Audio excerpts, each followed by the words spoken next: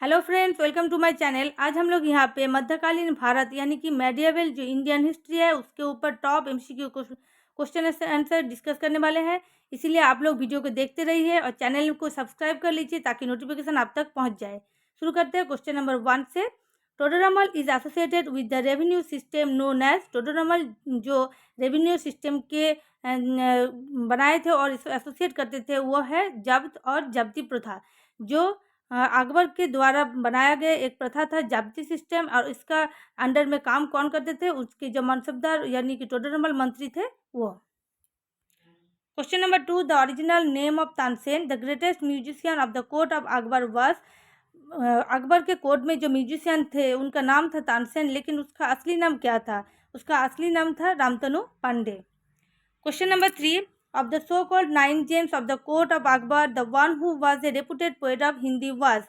Nine James court of Akbar में अर्थात जो कोर्ट ऑफ अकबर के जो नवरत्न कहा जाता था उनमें से एक हिंदी भाषा के कवि कौन थे?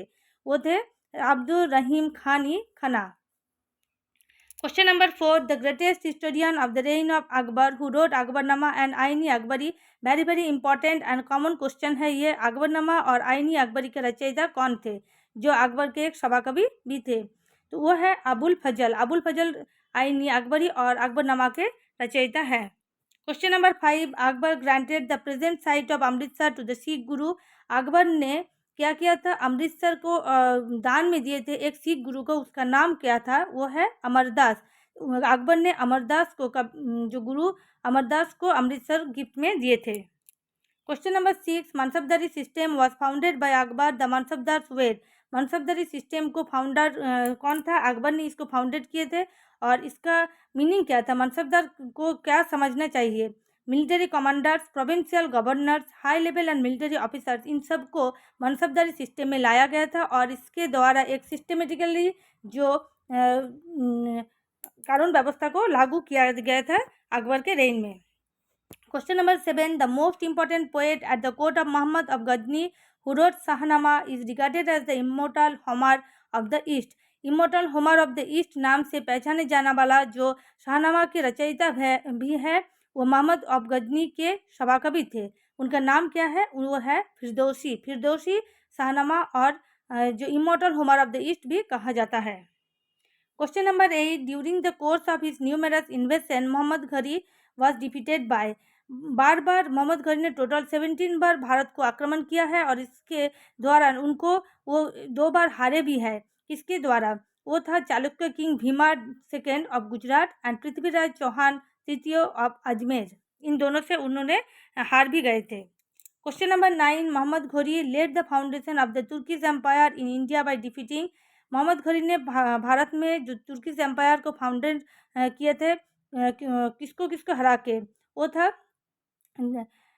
Prithviraj Chauhan in second battle of Tarain. Tarain के जो द्वितीय युद्ध था उसमें पृथ्वीराज चौहान को हराकर, और Jaichand in the battle of Chandwar.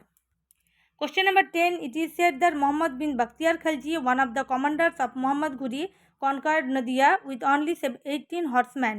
The king of Bengal who then fled barefoot from his place was।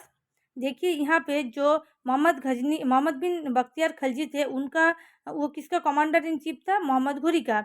Mohammad घुरी का जो commander in chief Mohammad bin Bakhtiyar Khalji, उन्होंने सिर्फ 18 हॉर्समैन यानी कि अश्वारोही बाहिनी को लेकर बंगाल में आक्रमण किया और वो जीते भी, और इससे द्वारा बंगाल के जो राजा था उस समय का वो अपने पैलेस यानी घर को छोड़ दिया था। वो कौन है? लक्ष्मण सेना। Question number 11, the Buddhist universities of Nalanda and Vikramshila in Bihar way destroyed during the invasion of. जो नालंदा एंड विक्रमशिला बिहार विश्वविद्यालय, भारत का जो प्राचीन विख्यात विश्वविद्यालय थे, वो किसके द्वारा डिस्ट्रॉय किया गया था? वो है बख्तियार खलजी। वो मोहम्मद घुरी का सेनापति भी थे। Question number 12, the real founder of the sultanate of Delhi and it's first dynasty was. जो भारत में सुल्तानी साम्राज्य की स्थापना किया गया था कुतुबुद्दीन ऐबक के द्वारा, उसको नहीं माना जाता है real founder of the sultanate. तो real founder of the sultanate कौन है? वह है Iltutmish. Question number 13, from the point of view the Turkish rule the most important contribution of Iltutmish was. Iltutmish के द्वारा जो तुर्किश रूल हुआ था उसमें इम्पॉर्टेंट कॉन्ट्रीब्यूशन क्या था? इल्तुतमिश ने जो ऑर्गेनाइज्ड द इक्ता सिस्टम, इन्होंने इक्ता सिस्टम को लागू किया था। देखिए यहाँ इल्तुतमिश भी आय से है और इक्ता भी आय से है, इससे मैचिंग करके याद रखिएगा, Iltutmish iqta system. Question number 14, हाजिया द ओनली वोमेन, सॉरी ये राजिया है, the only women ruler in the history of medieval India ascended the throne with the support of, देखिए जो पहली भारत का पहली महिला सुल्तान राजिया बेगम था, उन्होंने किसके सपोर्ट से अपना यह साम्राज्य स्थापित किया था? The army, the nobility, the people of Delhi, इन सब की सहायता से ही इन्होंने दिल्ली में अपना राजत्व किया था। Question number 15, the first medieval ruler to propound the divine theory of kingship was, kingship के ऊपर जो इम्पोर्टेंट थ्योरी दिए थे वो कौन थे? वो था बलबन। बलबन ने ही किंगशिप के ऊपर थ्योरी दिए थे। ये एक इम्पॉर्टेंट क्वेश्चन भी है। Question number 16, the first sultan of Delhi to cross the Narmada and move to the south was, कौन सी दिल्ली के सुल्तान ने नर्मदा रिवर को क्रॉस करते हुए साउथ तक अपना साम्राज्य विस्तार किए थे? वो है अलाउद्दीन खिलजी ने।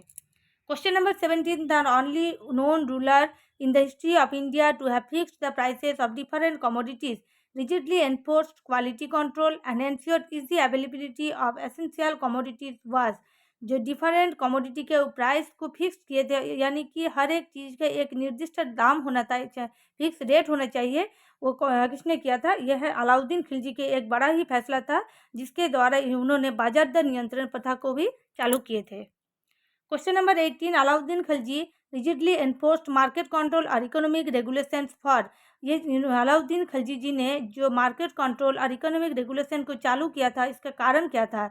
इन्होंने building up a large and content army with small salaries, जो सेना विभाग को निर्माण करेंगे एक स्मॉल सैलरी के थ्रू, और general welfare of the people, इन दोनों कारणों के लिए मार्केट कंट्रोल और इकोनॉमिक रेगुलेशन को चालू किए थे। Question number 19, Mohammad bin Tughlaq transfer his capital from Delhi to Devagiri because, Mohammad bin Tughlaq ji ने क्या किया था? देवगिरी, दिल्ली से उनका जो राजधानी देवगिरी पर स्थापित किया था और उसका नाम भी रखे थे दौलताबाद। इसका कारण क्या था? Delhi was insecure on account of Mongol invasion, Delhi में बार बार मंगोल लोगों ने आक्रमण करते रहते थे। Devagiri was more centrally located, ये एकदम मिडिल पॉइंट में है भारत के। From Devagiri he wanted to complete the conquest of the south, Devagiri से उन्होंने साउथ के और भी अपना साम्राज्य विस्तार करने में बहुत ज़्यादा आसानी होगा। इन सब कारणों से ही उन्होंने क्या किया? जो भारत का जो राजधानी कैपिटल दिल्ली को देवगिरी पर स्थानांतरित किए थे। Question number 20, the sultan who completed the conquest of the south and broke the capital political barriers between the north and the south was, कौन से सुल्तान ने साउथ में अपना साम्राज्य विस्तार किया और जो बैरियर था यानी कि विभाजक था नॉर्थ एंड साउथ के, उसको तोड़ दिया? वो है मोहम्मद बिन तुगलक। तो आज हम लोगों ने यहाँ पे टॉप 20 मेडिएवल इंडियन हिस्ट्री के ऊपर एमसीक्यू क्वेश्चन आंसर डिस्कस किए। अगर आप लोगों को ऐसे रेगुलर वीडियो चाहिए तो कमेंट सेक्शन में ज़रूर बताइए। Thanks for watching, good bye and see you in next video.